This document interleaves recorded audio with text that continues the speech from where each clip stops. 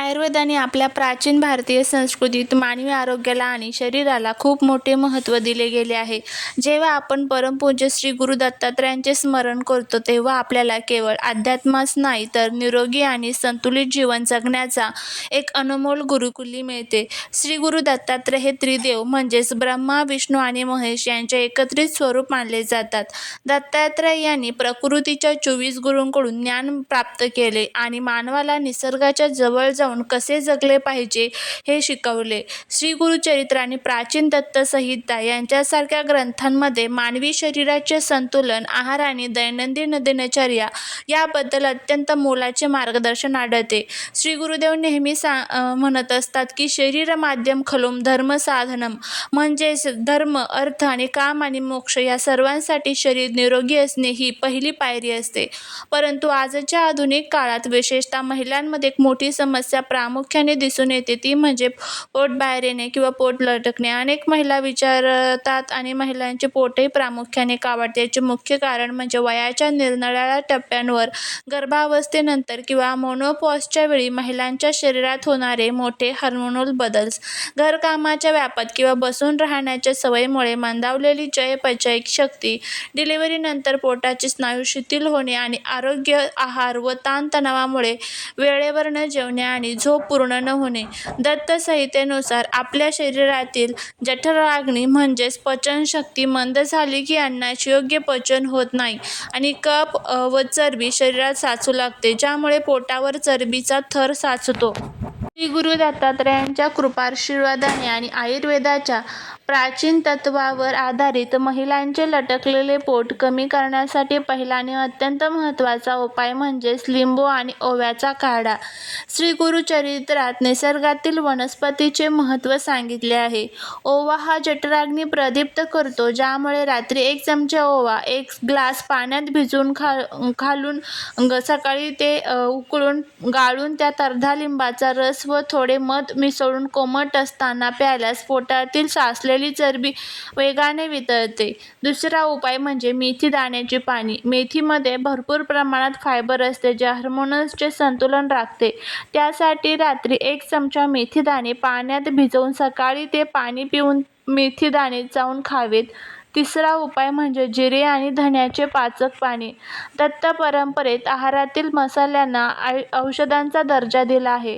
जिरे आणि धने शरीरातील विषारी घटक बाहेर काढतात, ज्यामुळे 1 चमचा जिरे आणि 1 चमचा धने 1 लिटर पाण्यात उकळून ते पाणी दिवसभरात थोडे थोडे प्यावे. चौथा उपाय म्हणजे सकाळी उठल्यावर अनवाणी पोटी 2 ग्लास कोमट पाणी पिणे. यामुळे पचनसंस्था सक्रिय होते आणि पोट साफ राहते. पाचवा उपाय म्हणजे दालचिनी आणि मधाचा चहा. दालचिनी रक्तातील साखरेचे प्रमाण नियंत्रित ठेवते. अर्धा चमचा दालचिनी पावडर पाण्यात उकळून त्यात 1 चमचा मध मिसळून प्यायल्यास पोटाभोवतीची चरबी कमी होते. सहावा उपाय म्हणजे आल्याचा आणि तुळशीचा काढा. तुळशी ही साक्षात गुरुतुल्य मानली जाते आणि तुळशीचा काढा शरीराचे मेटाबॉलिझम वाढवतो आणि अनावश्यक भेद वितळवतो. सातवा उपाय म्हणजे रात्रीचे जेवण सूर्यास्ताच्या आसपास किंवा अत्यंत हलके होणे. श्री गुरु दत्तात्रयांच्या दिनचर्येनुसार सूर्यास्तानंतर जठराग्नी मंद होतो, त्यामुळे महिलांनी रात्रीचे जेवण 8 वाजेच्या आत हलके म्हणजे मूग डाळीची खिचडी किंवा सूप घ्यावे. आठवा उपाय म्हणजे अळशीच्या बिया म्हणजेच फ्लेक्ससीड. अळशीच्या मध्ये ओमेगा 3 फॅटी ॲसिड असते. दररोज 1 चमचा भाजलेली अळशी चावून खाल्ल्याने पोटावरची चरबी कमी होते. 9वा उपाय म्हणजे जेवणानंतर 5 ते 10 मिनिटे वज्रासनात बसणे. योगाभ्यास हा दत्त परंपरेचा पाया आहे. जेवण झाल्यानंतर लगेच न झोपता वज्रासनात बसल्यास पचनक्रिया वेगाने होते. 10वा उपाय म्हणजे त्रिफला चूर्ण. आयुर्वेदातील प्रसिद्ध त्रिफला चूर्ण आवळा, हिरडा, बहडा रात्री झोपण्यापूर्वी 1 चमचा कोमट पाण्यासोबत घेतल्यास पचनक्रिया उत्तम राहते आणि पोट साफ होते. 11वा उपाय म्हणजे रात्री झोपताना हळदीचे दूध किंवा कोमट पाणी पिणे.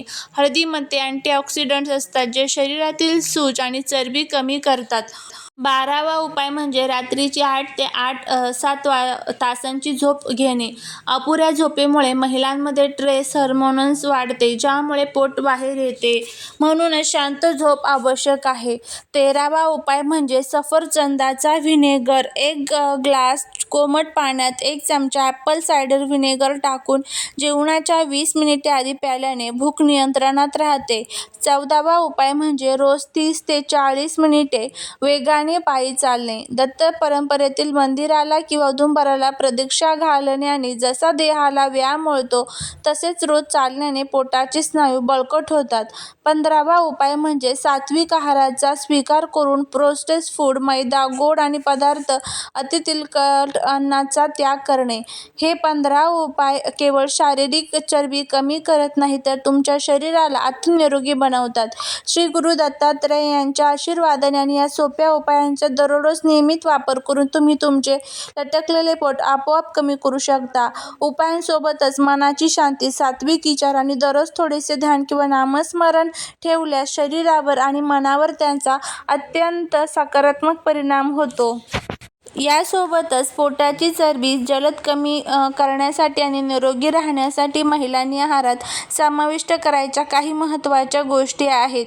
श्री गुरु दत्तात्रयांनी सांगितलेल्या सात्विक जीवनशैलीनुसार, आयुर्वेदाच्या नियमांनुसार लटकलेले पोट कमी करण्यासाठी केवळ उपायांवर अवलंबून न राहता रोजच्या आहारात कोणत्या पदार्थांचा समावेश करावा हे जाणून घेणे तितकेच गरजेचे आहे. महिलांनी पोटाची चरबी कमी करण्यासाठी सर्वात प्रथम आपल्या आहारात भरपूर फायबर असायला हवे. भाज्यांचा समावेश केला पाहिजे. यामध्ये दुधी भोपळा, कारले, काकडी, पालेभाज्या, पालक, मेथी, शेपू, कोबी आणि फ्लावर यांचा समावेश होतो. दुधी भोपळा आणि काकडीमध्ये पाण्याचं प्रमाण जास्त आणि कॅलरीज कमी असतात, त्यामुळे पोट भरलेले राहते आणि वजनावर नियंत्रण ठेवता येते. याशिवाय शरीरातील मेद वितळवण्यासाठी प्रथिनांचा मुबलक पुरवठा होणे आवश्यक आहे. यासाठी रोजच्या जेवणात मूग डाळ, मसुरीची डाळ आणि चवळी, कुळीथ, मोड आलेली कडधान्ये आणि पनीर यांचा समावेश करावा. धान्यांमध्ये गव्हाच्या चपातीऐवजी ज्वारी, बाजरी आणि नाचणीची भाकरी खाणे पोटासाठी अत्यंत फायदेशीर ठरते. नाचणी आणि बाजरीमध्ये फायबर प्रमाण भरपूर असते, ज्यामुळे पचनक्रिया सुधारते आणि पोट बाहेर येत नाही. फळांमध्ये सफरचंद, पपई, पेरू, संत्री, मोसंबी ही फळे सकाळी किंवा दुपारी खावीत. पपई पोटातील पाचक अग्नी प्रदीप्त करते आणि कोठडी साफ ठेवण्यास मदत करते. तसेच शरीराला आवश्यक असणारे फूड फॅट्स मिळवण्यासाठी दररोज भिजवलेले बदाम, अक्रोड आणि तीळ, अळशीचे सेवन करावे. जेवणासोबतच किंवा जेवणानंतर ताजी घरी बनवलेली ताक, त्यात थोडे जिरे आणि सेंधव मीठ घातलेले असावे.